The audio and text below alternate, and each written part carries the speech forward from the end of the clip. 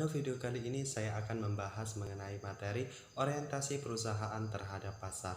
Baik, pengertian orientasi pasar secara umum merupakan sebuah parameter perilaku serta proses dari sebuah konsep pemasaran, dari konsep pemasaran dari suatu perusahaan. Bagi perusahaan yang bisa berorientasi pasar, maka perusahaan tersebut bisa mengembangkan serta memahami apa yang dibutuhkan oleh pelanggan ataupun konsumen.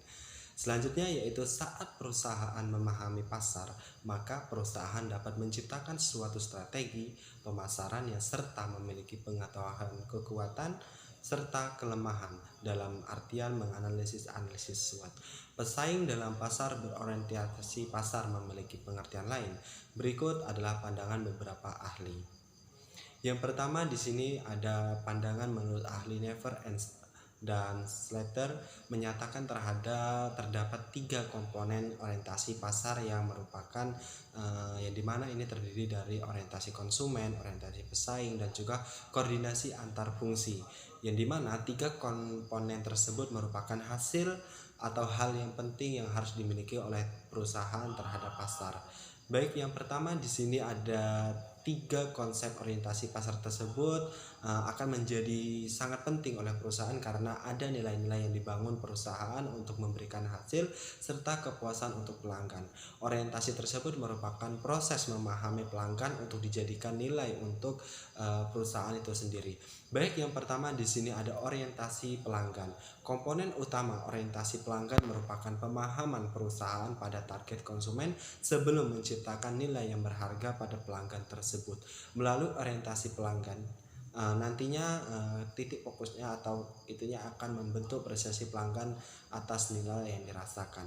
Selain itu, orientasi pelanggan masuk dalam aktivitas yang ikut dalam memahami atau pemahaman perusahaan terhadap kebutuhan target pemasaran, serta menjadikan rujukan untuk menentukan target pelanggan untuk kedepannya merancang produk dan jasa yang dibutuhkan pasar serta kepuasan dari pelanggan tersebut. Selanjutnya di sini ada orientasi pesaing. Nah, apa sih itu orientasi pesaing? Nah, orientasi pesaing itu sendiri merupakan pemahaman perusahaan pada kekuatan serta kelemahan dalam jangka waktu pendek. Nah, tak hanya ini dan tak hanya itu juga berlaku pada strategi jangka panjang daripada pesaing perusahaan yang berpotensi muncul dan juga meramaikan pasar tersebut. Selanjutnya di sini ada orientasi antar fungsi. Komponen terakhir dari orientasi pasar adalah koordinasi antara fungsi yang merupakan referensi dari koordinasi sumber daya yang dimiliki oleh perusahaan untuk menciptakan nilai konsumen bagi pelanggan dengan tepat sasaran, serta memberikan respon yang tepat pada pelanggan yang dimana pelanggan ini membutuhkan respon tersebut.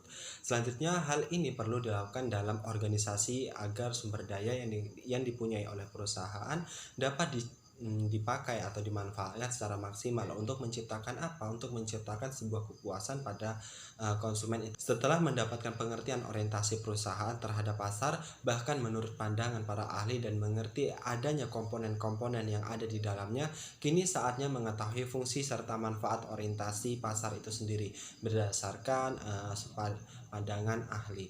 Orientasi pasar sendiri berguna untuk mengarahkan perusahaan pada kompetensi adverse yang bisa dipertahankan melalui beberapa aktivitas di internet serta eksternal.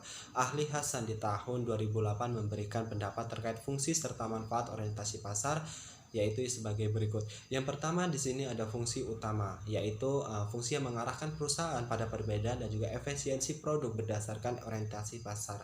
Saat perusahaan melakukan orientasi pasar, operasi pasar, maka perusahaan tersebut mendapatkan penilaian yang berguna untuk strategi produk di masa mendatang. Yang kedua di sini ada fungsi mengarahkan. Fungsi mengarahkan manajer untuk mengatur adanya penekanan orientasi produk untuk merespon pasar.